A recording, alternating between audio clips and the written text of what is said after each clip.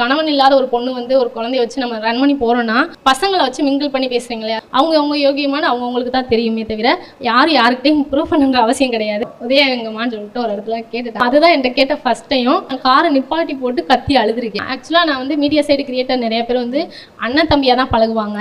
So அவங்க கூட சேர்ந்து ஒரு ஃபோட்டோ போட்டால் கூட இந்த மக்கள் பார்க்குற பார்வை எப்படின்னா, ஹஸ்பண்ட் இல்லை இவ வந்து இப்படி நமக்கு வந்து கரெக்டாக வந்து இருக்காங்க, அதெல்லாம் கிடையாதுன்னு சொல்லிட்டு பேரா வந்து சேர்த்து வச்சு நிறைய கமெண்ட்ஸ் வந்திருக்கு. ஸோ அதை இப்போ வரைக்கும் நான் தட்டி விட்டுட்டு தான் வரேன். இப்போ ரீசெண்ட் டைம் வரைக்கும் கூட அந்த ஒரு கமெண்ட் வந்துக்கிட்டே தான் இருந்துச்சு. இது வந்து நான் என்ன யோசிப்பேன்னா, அது உண்மையான ஒரு விஷயமா இருந்தால் அது வெளியில் வரும்.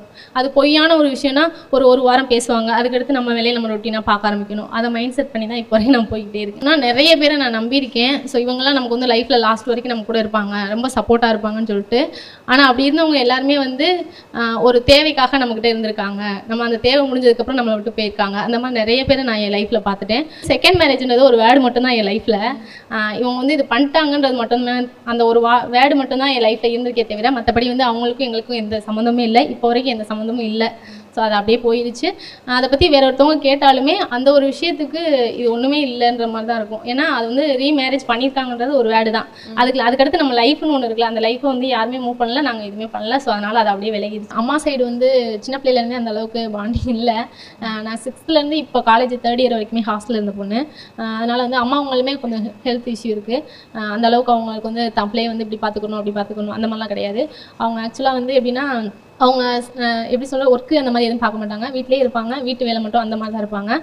மற்றபடி இது பண்ணணும் அது பண்ணணுன்ற அந்த விவரங்கள் இருக்காது அவங்களுக்கு. ஆக்சுவலாக அதனால் அவங்க கிராமத்தில் இருக்கனால அவங்க அப்படி இருந்து பழக்கம். ஸோ அதனால் அவங்க கூட அவ்வளோவா இல்லை.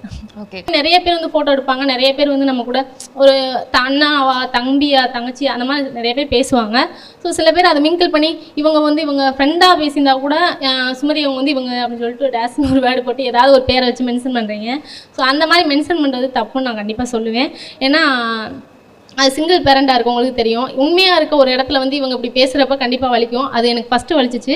அதுக்கப்புறம் இப்போ வந்து பார்த்திங்கன்னா இவனுங்க இப்படி தானே பேசுவானுங்க அந்த மாதிரி ஆயிடுச்சு. ஆனால் நான் ஃபஸ்ட்டு ஏன் அதை கஷ்டப்பட்டேன்னா, நம்ம தம்பி வந்து பார்த்தானா அதை என்ன நினைப்பான், இவங்க வந்து இந்த பேரை வச்சு மென்ஷன் பண்ணுறாங்க, நாளைக்கு வந்து நம்ம அம்மா பேரை இப்படி வச்சு மென்ஷன் பண்ணிட்டாங்கன்னு சொல்லிட்டு இவன் கஷ்டப்படுவான்னு நான் நினச்சிருக்கேன். அதுக்கடுத்து இவன் ஸ்டேஜில் இப்போ இவனுங்க வர்றப்ப அதெல்லாம் புரிஞ்சுப்பானுங்க, ஏன்னா என் பிள்ளை என் கூட இருக்குது அப்படின்ற ஒரு நம்பிக்கையில் இப்போ அதெல்லாம் தட்டி விட்டுருவேன். நான் நினைக்கிற ஒரு விஷயம் என்னென்னா, நான் வந்து யாருக்கும் ப்ரூவ் பண்ணணுன்ற அவசியம் கிடையாது. என் பிள்ளைக்கு தெரியும் நான் எப்படி இருக்கேன், நான் எப்படி வாழ்கிறேன், நான் எவ்வளோ கஷ்டப்படுறேன்றது.